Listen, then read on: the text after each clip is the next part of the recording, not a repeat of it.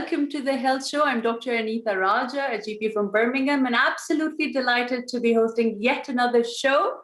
Today, we will discuss the gut, indigestion, the gut health. Emerging studies have linked our mental health to our gut health. Hence, it's important for us to learn about how we can make it possible to feel better about ourselves. If you want to be part of this conversation, it's absolutely easy. All you need to do is look at the number on your screens, 01924231083. You can call us. You can WhatsApp us on 07950797017. We're going to be live on Twitter, on Facebook, on YouTube. And hopefully we'll get lots and lots of questions from you to discuss this very vital and important topic, as you and I will suffer from some sort of gut problem at least once in our lifetime. We have invited a gastroenterologist, Dr. Nadir Abbas. Dr. Nadir Abbas, welcome to our show.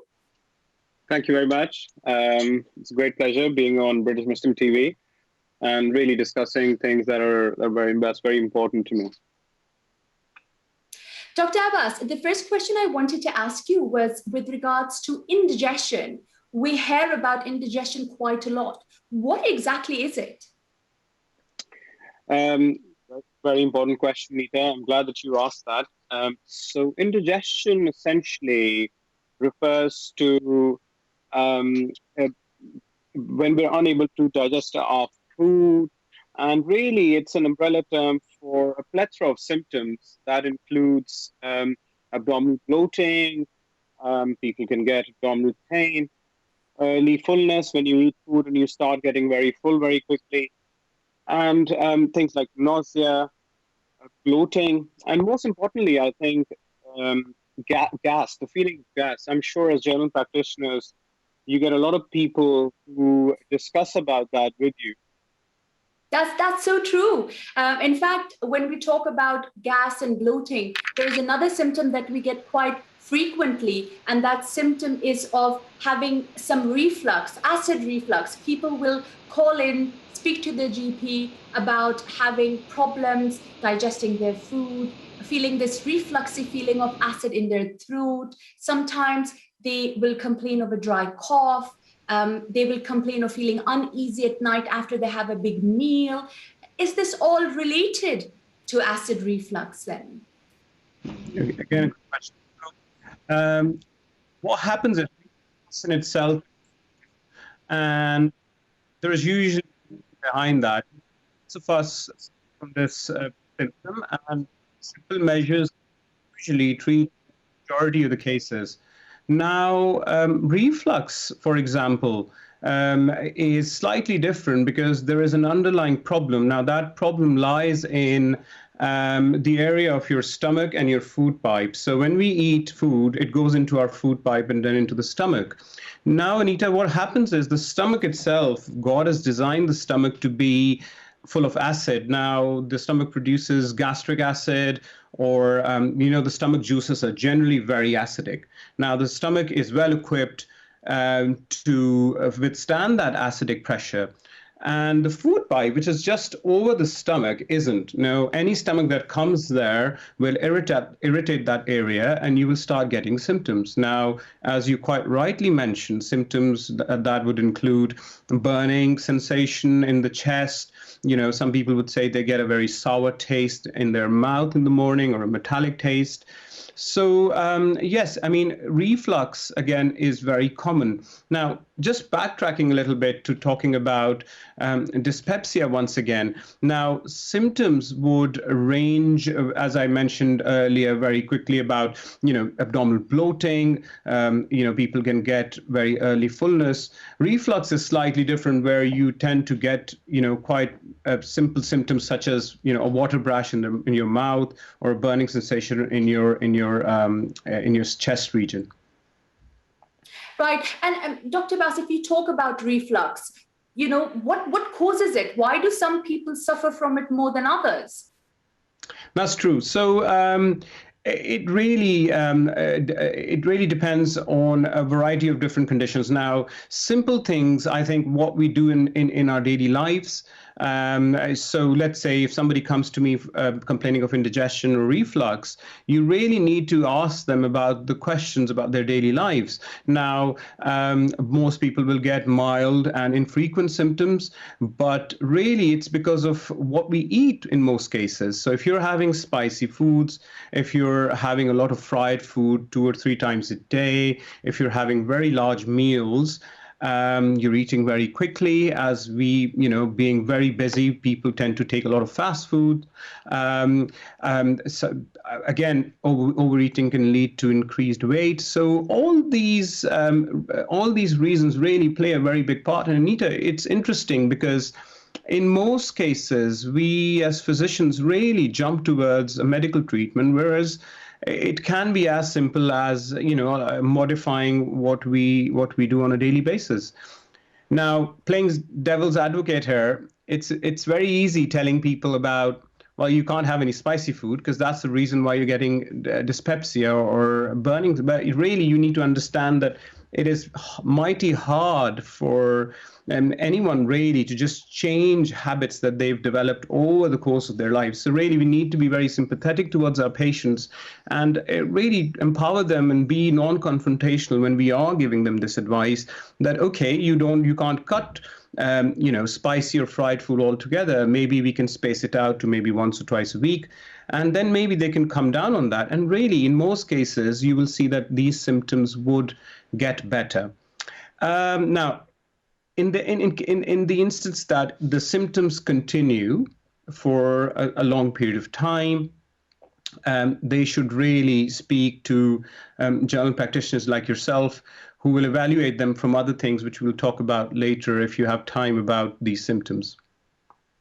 No, you're very right. I mean, when we talk about the gut health, it's such a vast topic. 30 minutes may not be enough, but we'll try and squeeze as many questions in as we can to viewers. And I just want to remind you, you've got our number on your screen, 01924231083. Please call us or WhatsApp us on 07950797017, especially if you want to ask Dr. Abbas anything about your gut health. Dr. Abbas, you've rightly mentioned lifestyle. Are there any beverages that we could avoid to help our reflux? Any medications that we take that could be aggravating our reflux without us knowing it? Yes, absolutely. So this is what I was coming on to. So if lifestyle modifications are not successful now, parallel looking at other causes that might be causing it, investigating these symptoms is also very important. Now, as you mentioned, there are medications such as NSAIDs or aspirin, ibuprofen, medications that have been there for many years treating different kind of pain are again reasons and culprits in some cases where they can cause these symptoms. It's also surprising when I see patients in clinic and when you ask them about how many teas and coffee cups they have, it's usually quite high. And again, high amount of caffeine, which includes your tea and coffee, can aggravate or make your reflux worse. Also, it's important to swap soda drinks that we drink on daily basis, plain water, because all these beverages certainly play a part in aggravating these symptoms. Right. Dr. Abbas, we've had some very keen viewers who've sent in some questions. So I'd like to ask you something regarding the best food for our gut health. So a viewer has asked what we could eat to make our gut health much better. Okay, yeah, that's a very interesting question, and also very hot these days.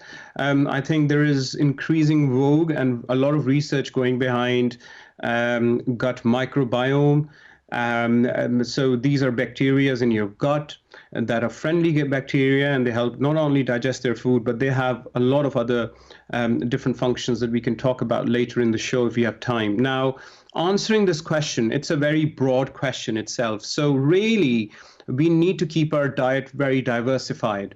So our gut microbiome, which is, again, the friendly bacteria, thrives on the fact that if we are able to eat diverse food. Now, as nature, sticking to natural foods, so things that are not processed, things that are not fried, again, including a lot of seeds, legumes, fresh vegetables, and keeping our diet really clean can help with these symptoms. Another question that we've been asked is, what is the difference between indigestion and heartburn? Okay, so they are really what I would call as brother and sisters. I mean, they can sometimes do present together.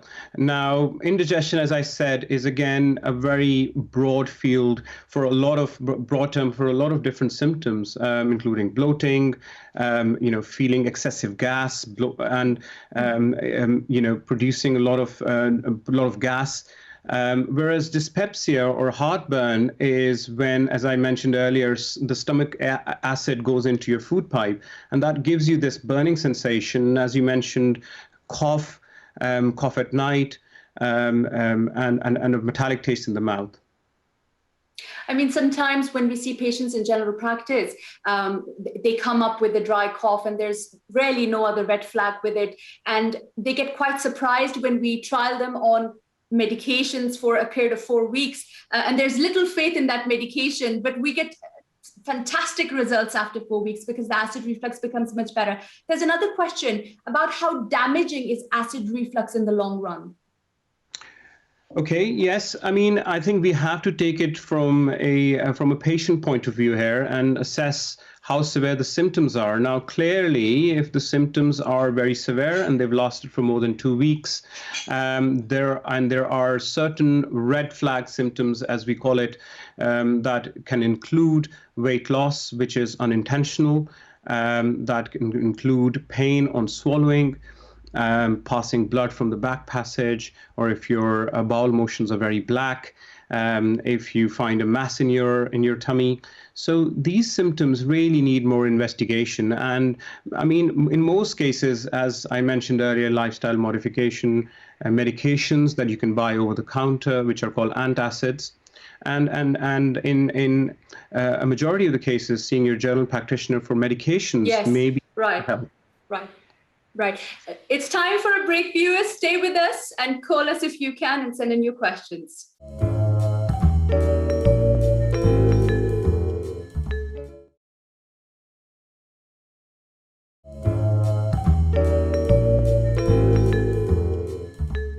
Welcome back to the Health Show. I'm Dr. Anita Raja, and we're talking about gut health, indigestion, the problems we can face in terms of our gut health if we are not having the right diet. What are the red flags, the dangerous signs that we should look out for? Before we went on to the break, Dr. Nadir Abbas, who's kindly here with us to discuss gut health, actually told us about some red flags, weight loss, if you are having blood come out from your back passage, if you're losing weight, as I've just mentioned before, any sort of lumps or bumps in your stomach, please speak to your GP. We've got a caller online, so that's quite exciting. Who do we have online today?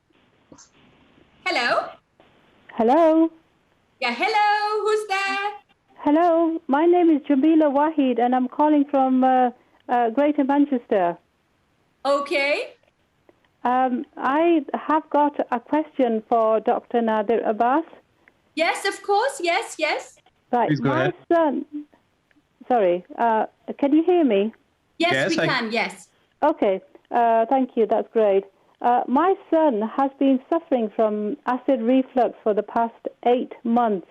Since we've had the lockdown, the first lockdown he was fine, but the second lockdown has caused him a lot of problems.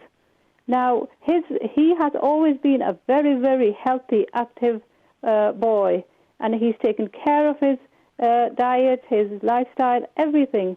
But due to the lockdown, when the gyms closed, he was under a lot of stress, so he wasn't able to continue with his exercises. And so sadly, it's taken a long time to get his problem diagnosed. We've had to go private because our own GP wasn't very helpful. So he's suffering from, it's called esophagitis. And he is seeing specialists, but we are very concerned and worried that we have been told that it's a very difficult case, and they can't really help him much. So I want to know from your, because I have been told to get another person's opinion. So I would like your opinion, please. Okay, yeah, thank you very much, Jamila. That's a very good question. I'm sorry your son's not feeling well. Now, can I ask you one question before I give you my answer? First of all, can you tell me how old he is and how has he gained any weight during the lockdown?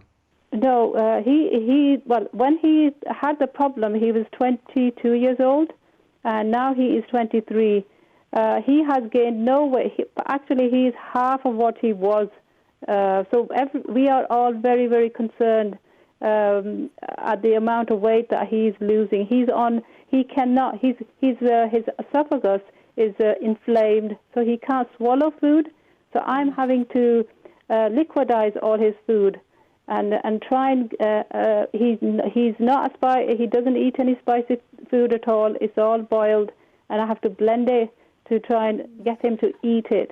It's a real battle because the acid comes up from his stomach and it gets trapped in his esophagus, and so therefore he finds it difficult to breathe or swallow food as well. So okay, it's a very, very difficult battle we are facing every day. I'm really sorry to hear that. So I'll give you my answer now. So again, as you may be aware, and you seem very well versed with it. So esophagitis is again inflammation of the lining of your food pipe, what we call as esophagus. And really, as we discussed earlier, the reason for that really is the amount of stomach acid that goes into the esophagus can damage the lining.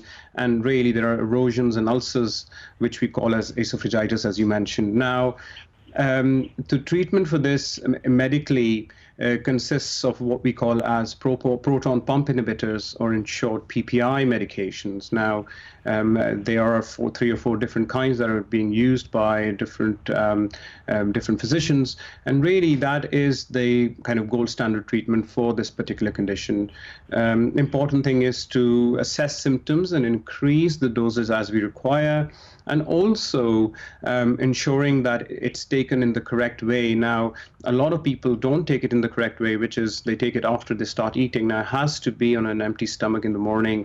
It has to be 30 minutes before breakfast, because really what you are trying to do is shut the pumps that are producing the acid in the stomach. Now, it can take a long period of time for things to settle down, because as you can imagine, there is inflammation, there is erosions, and the amount of medications you are taking, really not all 100% goes into that area and try and heals that up. So really it can take a long period of time. So if, as you mentioned, weight loss is a concerning feature, and really investigations into this, separate investigations apart from simple endoscopies should be requested in this case. Okay. And when you said the medication, obviously he is taking his medicine half an hour before his breakfast or an hour before his breakfast and before his bedtime meals. But he's on omeprazole. But yeah, which other medicine is recommended? Okay, so if he has been on omeprazole, the first step is to increase it to the maximum amount of omeprazole that's required if the symptoms are not getting better. Now, what I meant by other medications is if he's been starting on omeprazole, I think that is very reasonable, because the other medications are kind of the same family, from the same family, and do the same job. So omeprazole really is the treatment for this. Now, it can be very frustrating, and I can understand the frustration from the family that it is taking a longer period of time, and sometimes increasing the dose can help, but really it will take time for this to settle down. But my advice would be, if there is parallel weight loss, you need to speak to your GP about further investigations into this. Right. Okay. I have aired all my concerns, but because it's telephone consultations, doctors, they've not seen him before, what he looked like before, and they have got no idea what he looks like now. I keep telling them over and over again, and so is my son as well, and I don't think so he's being taken seriously at all. I'm sorry to hear that. I'm really sorry to hear that, Jamila. But there's a lot of cases like my son's actually out there. I think I just wanted to say one thing. I urge you to speak to your GP first thing in the morning and mention the weight loss, and also mention that he's been on the PPIs and he's getting no better. It is an urgent pathway that we have to follow, and the GP does not need to examine him to do this. They can just do it automatically because we follow a flow chart. So if you speak to your GP first thing in the morning, then I'm certain, and you tell them about the weight loss and that he's no better despite a maximum dose of the medication, they will do an urgent referral. They have to. Right. See, I have demanded that over and over again. I've got everything written down, each and every conversation I've had with the GPs. But I appreciate all the advice you have given me today. It's been very, very useful, honestly. No, I'm glad. I'm really sorry to hear about your experience. There was just one more thing, Dr. Abbas. I was wondering, when Jamila was talking about her son, eosinophilic esophagitis. I mean, how do you diagnose that? Because that's also a very complex sort of problem in the esophagus. Could this be that? Anita, I'm not sure about what investigations he's had done. Now, esophagitis is usually an investigation-based diagnosis. So you do a camera test, and if you are finding that lower part of your food pipe is inflamed, that's esophagitis. So I'm not entirely sure if another condition like, as you mentioned, eosinophilic esophagitis has been ruled out or not. So I really can't comment on that. Well, he has had the camera down. He's had several tests. He's swallow test as well. So he's had tubes down his nose, tubes down his throat, then the swallow test as well. So they are. It's not looking like a very good picture at all. No, I'm sorry to hear about your experience, but as Anita mentioned, I think if you speak to them again and stress the importance of getting more investigations done, I'm sure they'll try and help. Thank you very much. No, thank you for calling. Thanks very much. Okay, bye-bye. Bye. Yeah, thank you so much, Jamila. It was our pleasure to take your question on our show. Viewers, we've tried to answer as many questions as we could today. And the whole idea was to sort of enlighten ourselves in terms of gastric health, gut health. And when they say that we've got a gut feeling, there's actually science behind it, because the amount of nerves that supply our gut are more than our brain. Did you know this? This was quite intriguing when I first came across it as a medical student. And hence, it's very important for us to look after our gut and the health of our gut. Dr. Abbas, lastly, very quickly, is there anything that you want to tell us? Again, I think, importance around a very hot topic, talking about microbiome and, the use of probiotics. Lots of people ask me this question. I'm sure you get a lot of patients asking this question now. Again, there is increasing evidence, but it's not very concrete right now. People are advised to take it if they want to. Certainly conditions like IBS, which is irritable bowel syndrome, is so common and frustrating to treat that, physicians are prescribing this. And really, I think the future of gastroenterology, especially when it comes to, very common conditions like IBS, is looking in more detail about the microbiome, which is the bacteria, the viruses that exist in us, millions of bacteria, which are again, supposedly very friendly, gut-friendly bacteria. Now, having an unhealthy microbiome is being linked to a lot of different conditions, including cancer, diabetes, obesity, even autism. So I think the studies that are going to happen, the research and the interest behind probiotics is going to be increasing, but certainly there is not a lot of evidence right now for its use. Thank you so much, Dr. Abbas. Today we had this lovely conversation with you, and I think our viewers have made most of it by sending us these lovely questions in. We've tried to answer most of them. 30 minutes, unfortunately, is not enough when we talk about gut health, but we have learned a couple of things in terms of red flags, in terms of what we can do to make our gut health better. Cutting out caffeine is excellent. Losing weight always helps. Avoid late night meals. Avoid cigarette smoking if you can. Alcohol does not help either. And all these little things that we can tweak about our lifestyle can actually help our gut and make us happier. I hope you enjoyed this show, and I hope that we're going to see you next week again. Thank you very, very much for joining us today. It was absolutely lovely.